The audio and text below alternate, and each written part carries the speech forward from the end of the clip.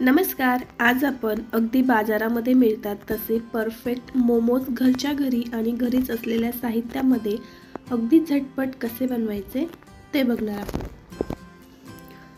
तर सर्वात आधी त्यासाठी आपण इथे काही भाज्या घेतलेल्या आहेत. त्यामध्ये गाजर घेतला आहे. तर गाजर आपण इथे या पद्धतीने असा किसून घ्यायचा. पत्ताकोबी सुद्धा या ठिकाणी किसून घेतलेली आहे. त्याचबरोबर एक बारीक चिरलेला कांदा आणि एक बारीक चिरलेली शिमला मिरची घेतली आहे. आता यामध्ये आपल्याला थोडंसं मीठ घालायचं आहे आणि या भाज्या आपल्याला सगळ्या व्यवस्थित मिक्स करून घ्यायच्या आहेत.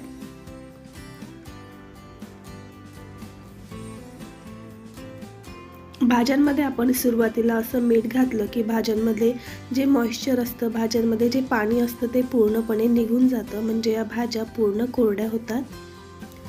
मीठ याला व्यवस्थित सगळीकडे छान लावून घेतलं की 5 ते 10 मिनिटं असं सोडायचं. तोपर्यंत वरचं कोटिंग बनवण्यासाठी आपण मैदा भिजवून घेऊ. त्यासाठी 1 वाटी इथे मी स्वच्छ चाळून घेतलेला मैदा घेतला आहे. यामध्ये चिमूटभर मीठ आणि 1 चमचा तेल घालायचं. तेल घातल्यामुळे आपलं जे वरचं आवरण आहे ते अगदी छान सॉफ्ट होतं. तेल घालून याला व्यवस्थित आपण मिक्स करून घेऊया.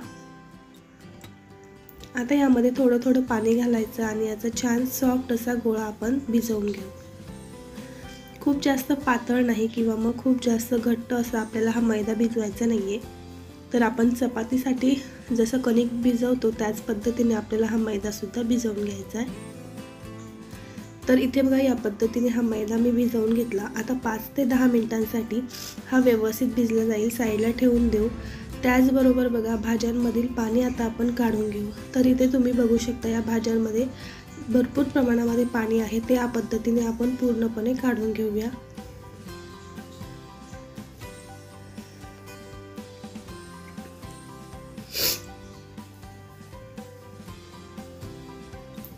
आता हे भाज्यांमधले शिल्लक राहिलेलं जे पाणी आहे ते तुम्ही पीठ भिजवण्यासाठी किंवा मग कुठल्याही ग्रेव्हीची भाजी तुम्ही बनवत असाल त्यामध्ये तुम्ही वापरू शकता. अगदी पौष्टिक असं हे पाणी आहे. आता यामध्ये आपण बाकीचं साहित्य घालू. तर बारीक चिरलेलं आपल्याला आलं घालायचं आहे. त्याचबरोबर बारीक चिरलेला लसूण घालायचा.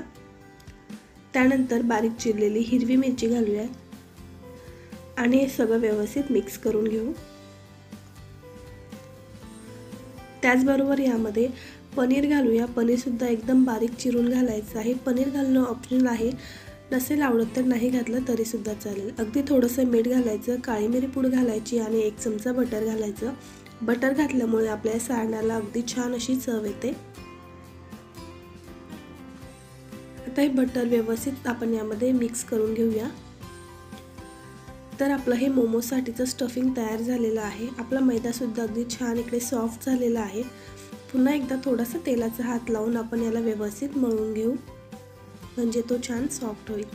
आता याचा आपण एक छोटासा गोळा घेऊया, साधारण लिंबाच्या आकारा एवढा.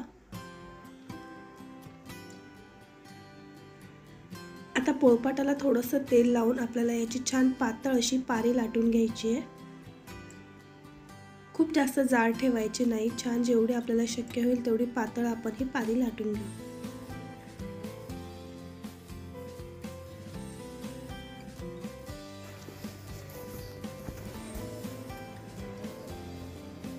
तर बघा या पद्धतीने आपण मोमोजसाठीची पारी लाटून घेतलेली आहे. आता जे स्टफिंग आपण तयार केलं ते आणि ज्या पद्धतीने आपण मोदकसाठी याला फोल्ड करतो त्या पद्धतीने आपल्याला या पद्धतीने असं फोल्ड करायचं आहे.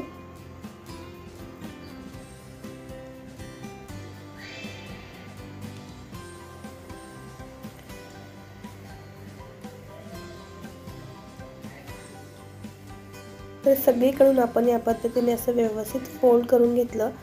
आता आपल्याला साईडच्या कडा आहेत त्या अशा एकत्रित जमा करायच्या आहेत या पद्धतीने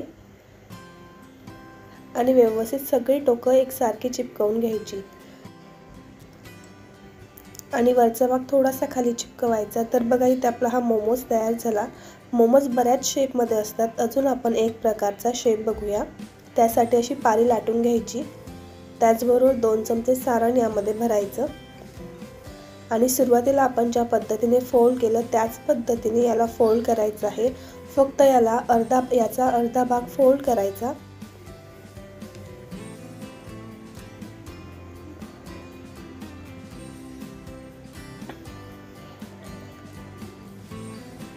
तर बघा याचा आपण अर्धा भाग या पद्धतीने असा फोल्ड केलेला आहे आणि याचा समोरचा भाग याच्या टोकाला आपण या पद्धतीने असा चिपकवूया।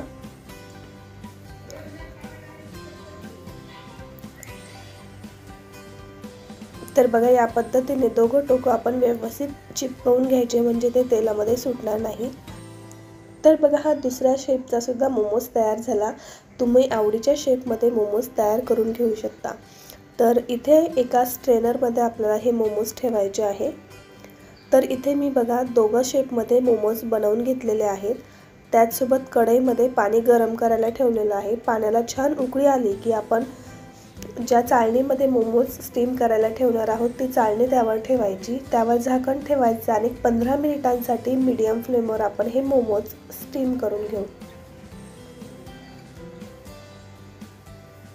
आता एक 15 मिनिटांनंतर चेक करूयात। बघा या ठिकाणी आपले मोमोज अगदी व्यवस्थित असे स्टीम झालेले आहेत। याचा रंग तुम्ही बघू शकता, अगदी बाजारामध्ये मिळतात त्याच पद्धतीचे आपले हे मोमोज तयार झालेले आहेत। अगदी सॉफ्ट असे हे मोमोज तयार झाले।